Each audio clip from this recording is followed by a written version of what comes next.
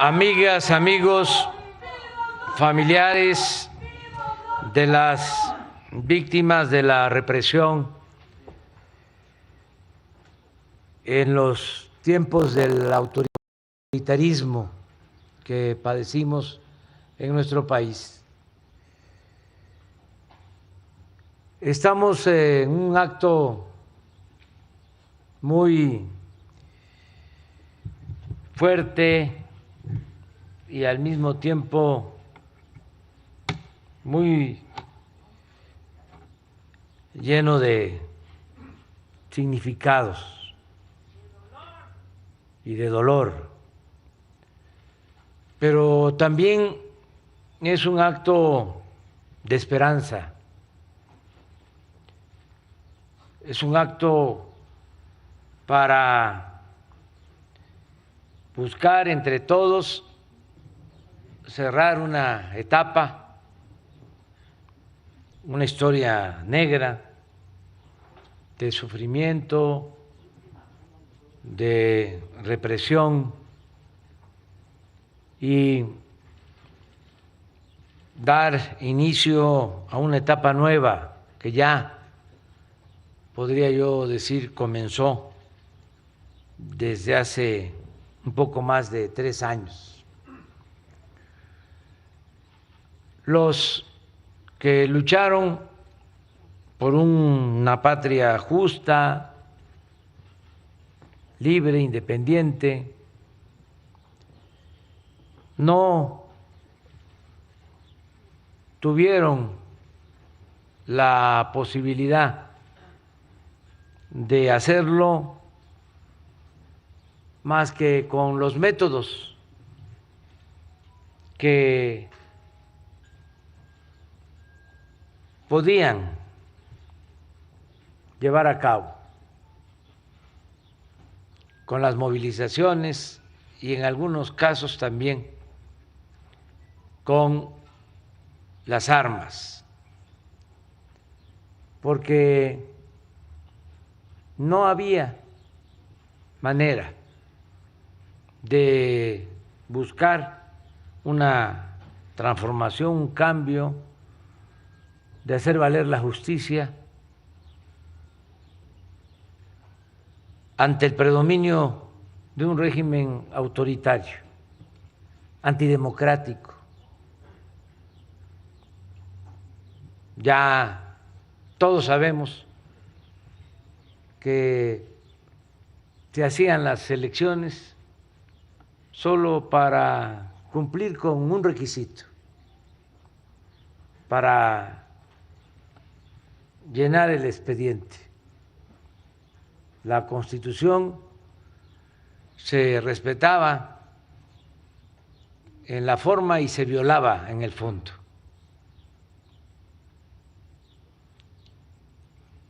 Y eso fue lo que llevó a muchos a tomar el camino de la lucha social, y la respuesta del Estado fue la represión, el exterminio, el autoritarismo. Afortunadamente, muchos no se rindieron, continuaron luchando, y gracias a ellos ahora estamos, repito, viviendo una etapa nueva en la historia de nuestro país. Yo recuerdo que cuando luchábamos en la oposición se insistía mucho y de buena fe de que no íbamos a poder llevar a cabo los cambios por la vía pacífica y por la vía electoral. A mí me tocó, hoy en la mañana lo recordé, revisar en 1973, estando en la Facultad de Ciencia Política, el caso de el gobierno de Salvador Allende, con lo que contiene el libro El Estado y la Revolución de Lenin. De ahí, con mucha claridad, se establece de que no se podían los cambios estructurales sin un movimiento armado. Antes del golpe, nosotros, a partir de ese pensamiento, llegamos a la conclusión, junto con nuestro maestro de ciencia política, de que iba a haber un golpe de Estado.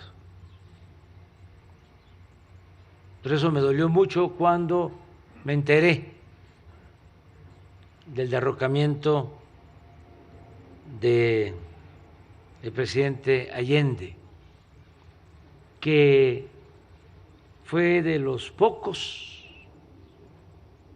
que confió en que se podía llevar a cabo una transformación por la vía pacífica y democrática.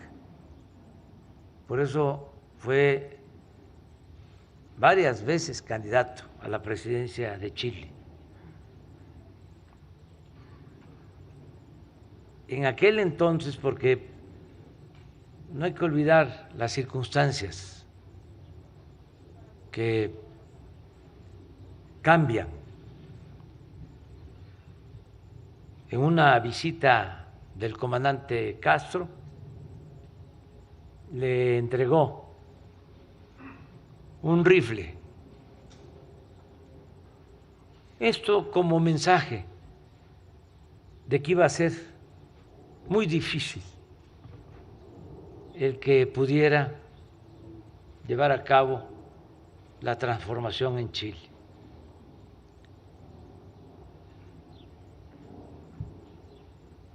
Ese era el pensamiento en la época, porque esas eran las circunstancias,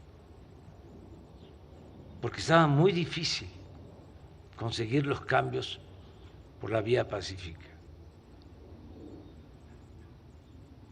Así como lo acaba de comentar la compañera, que Lucio decidió él quitarse la vida y no entregarse, así también lo hizo Allende, con la misma arma que le había entregado el comandante Castro.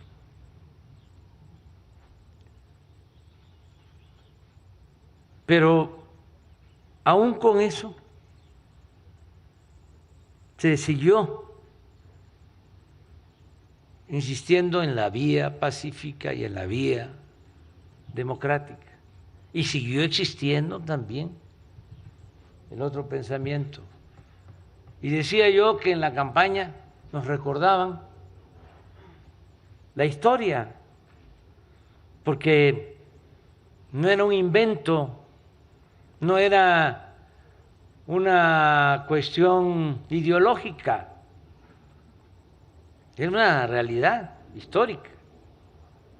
Las transformaciones en México se hicieron por la vía armada,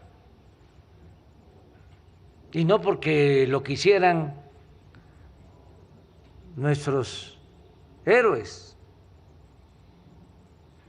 Hidalgo y Morelos eran curas, sino porque así se presentaron las circunstancias. Y era muy difícil enfrentar a un régimen autoritario en ese entonces y luchar por la independencia de México. Fue todo un desafío a ese pensamiento conservador el que Hidalgo proclamara en ese entonces la abolición de la esclavitud. Por eso el odio hacia Hidalgo, que no solo lo asesinan y le cortan la cabeza, sino le exhiben 10 años en la plaza principal de Guanajuato.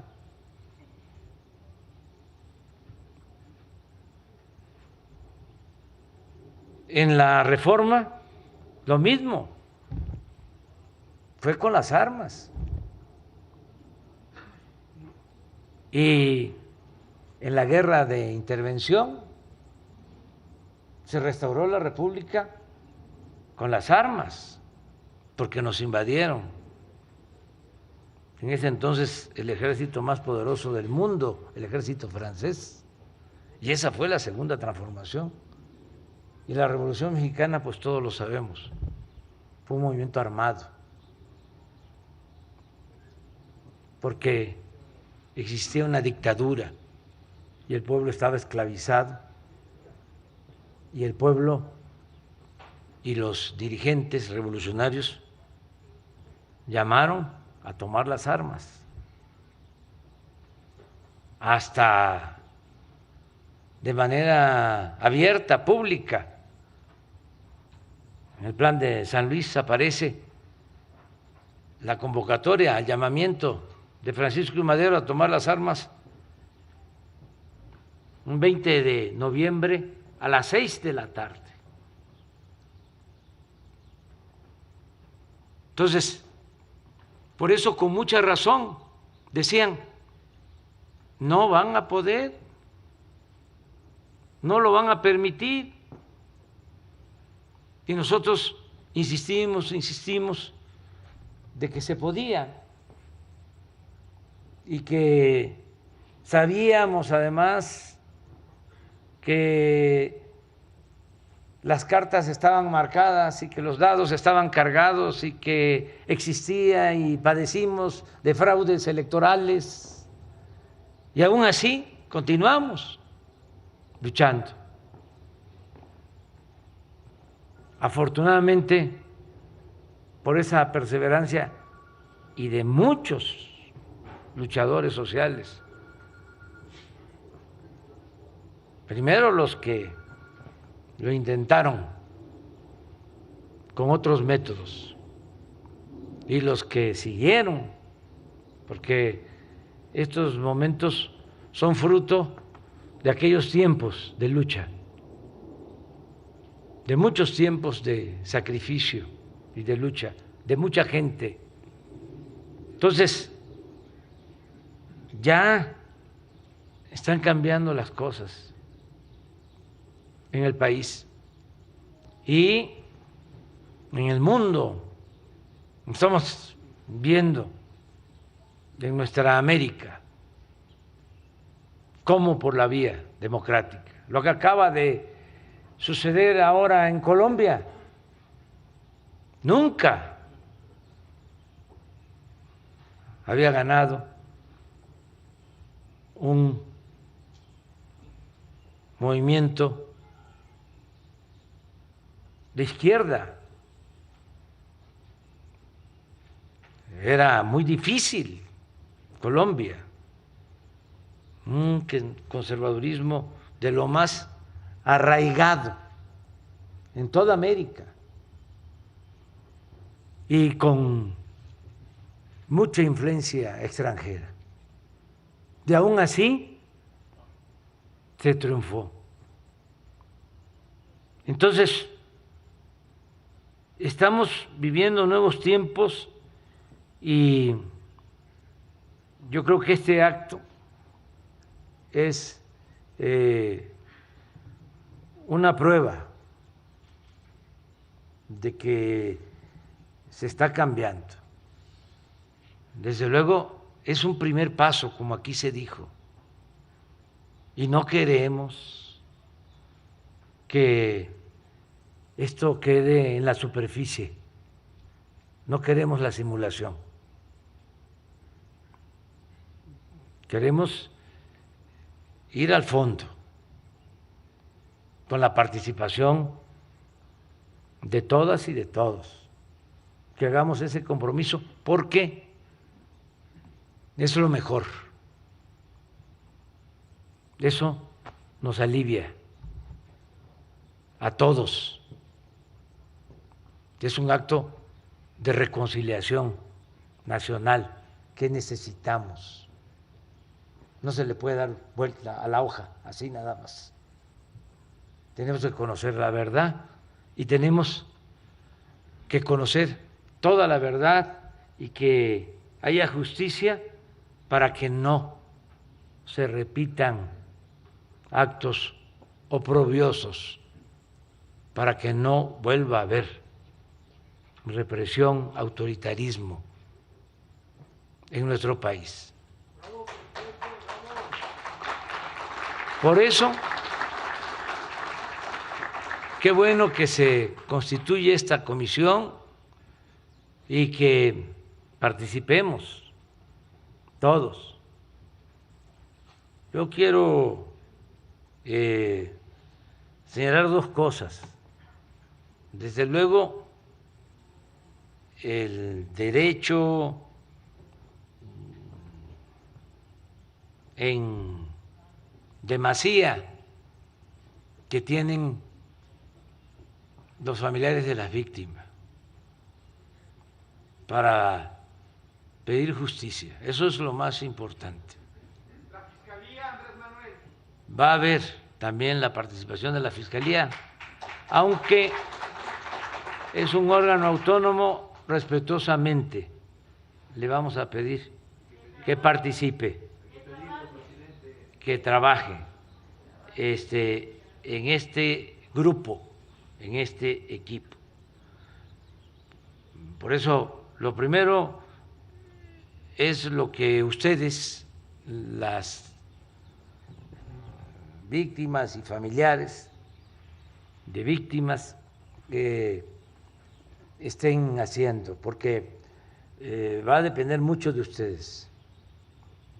Nosotros tenemos voluntad de que avancemos, pero hay que estar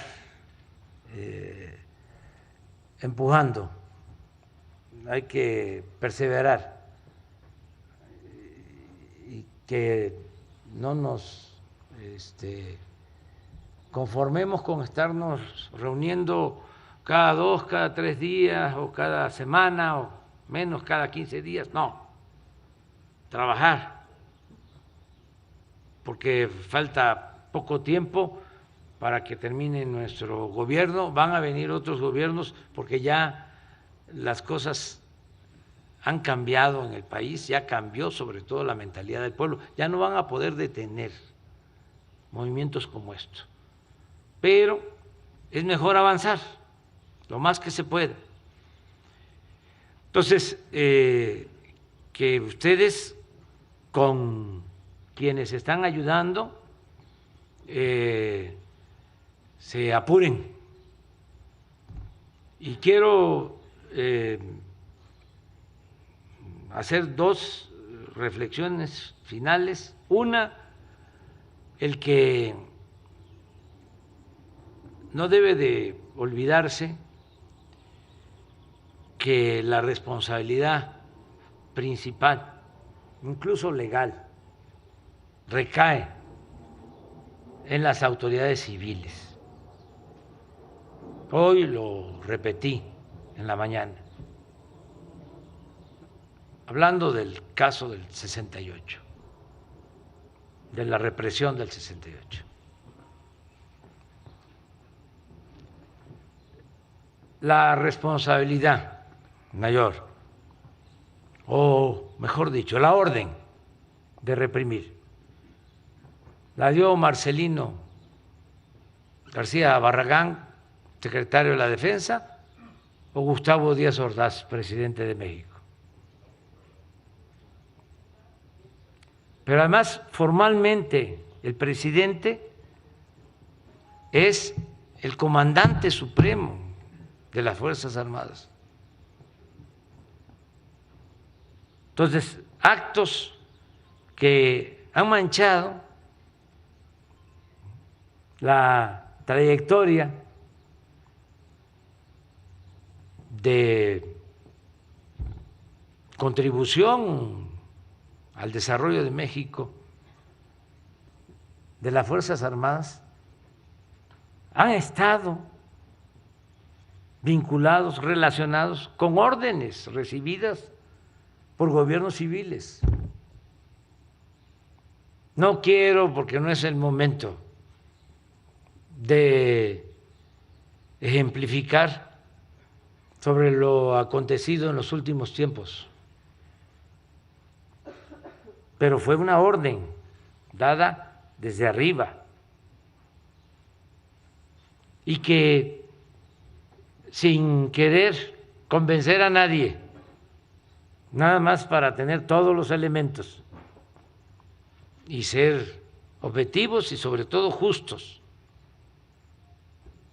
el ejército mexicano es un ejército surgido de un movimiento revolucionario y es distinto a la mayoría de los ejércitos del mundo.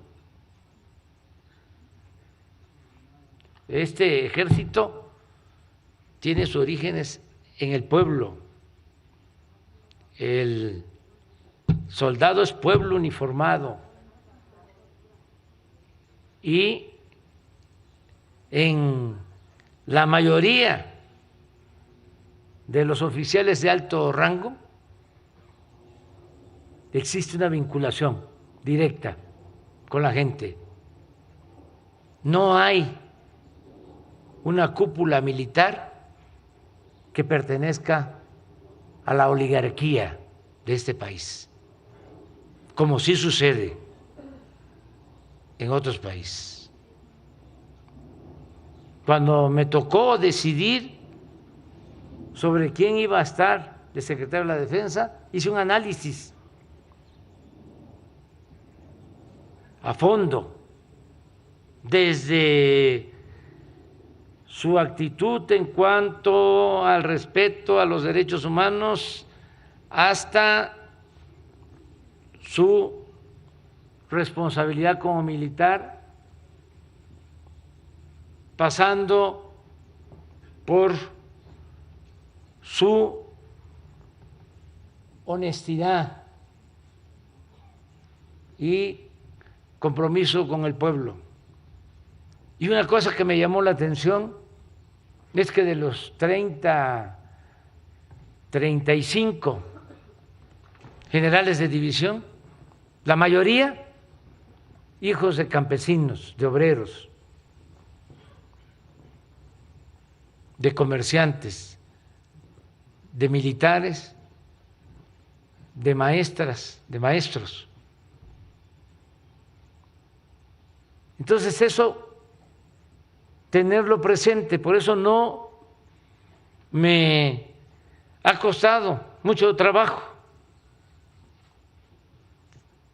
como presidente y como comandante del Supremo llevar a cabo los cambios que se están realizando en las Fuerzas Armadas. Y yo quiero agradecerle mucho al general secretario por estar demostrando en los hechos su lealtad, porque esa palabra, ese término, ese concepto se usa mucho, la lealtad, pero podría ser una palabra vacía si no se cumplieran instrucciones como las que estamos dando de abrir las puertas del campo militar, número uno, y de abrir todos los archivos y de permitir que se haga toda la investigación que sea necesaria para conocer la verdad. Entonces le agradezco al general secretario y a los oficiales del Ejército su lealtad, su verdadera lealtad, su auténtica lealtad, porque esa es la instrucción, el que no ocultemos nada, absolutamente, cero impunidad, y que podamos entre todos aclarar esta situación y que podamos, yo espero que no en mucho tiempo, tener ya un relato completo, con recomendaciones, con acciones que se deban de tomar para que de esta manera honremos la memoria de los que perdieron la vida, de los que se nos adelantaron y que lucharon por un ideal o lucharon en cumplimiento de un deber. Muchísimas gracias.